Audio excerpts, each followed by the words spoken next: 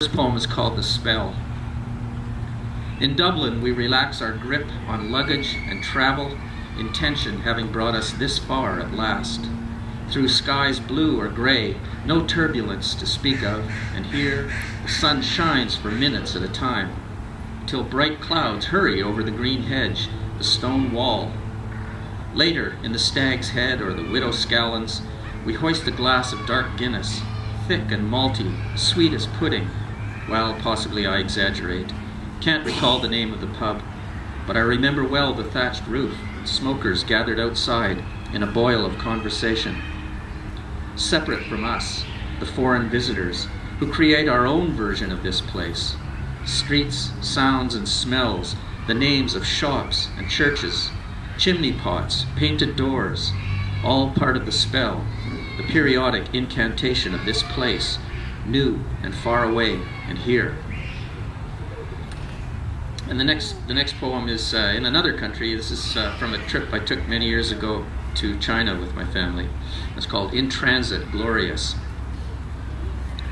More battle than race, pushing through streets on bicycles.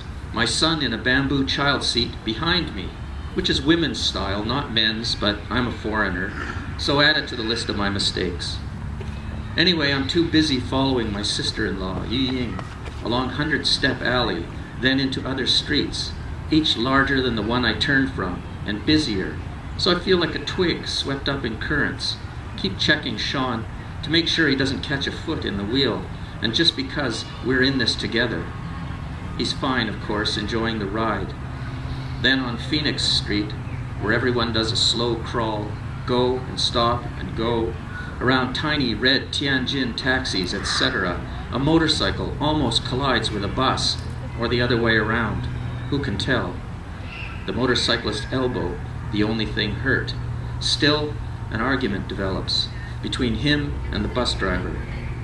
Passengers joining in to shake fingers at the two-wheeler, who eventually raises his hands, a gesture to the crowd for support, gets instead a dressmaker out on the sidewalk to wave her yardstick at this individual. Shame, shame, to impede the crowded bus, until he surrenders and accepts blame, guilt and innocence decided in the real people's court. And this is also from China. In the city that I spent the most time in, Suzhou, there's a lot of canals, and if you go along the canals, you're right in people's backyards basically, and people have interesting things on their balconies, including lots of birds. So this is called When Suddenly the Sky. High above the mesh of right angles, streets and lanes walled, names painted red, maybe blue like slogans. Curved and tiled rooftops, Fangzi, dragon-ended at the ridge or plain, shapes somehow organic, but not vegetable. Instead, the wings of a large bird, the hook of collarbone and cupped hand. Laundry hangs humid on bamboo poles and loops of pink or white plastic clothespins, resembling bunches of lychee and longan suspended in market shop fronts, above baskets of yellow pear, fragrant melon.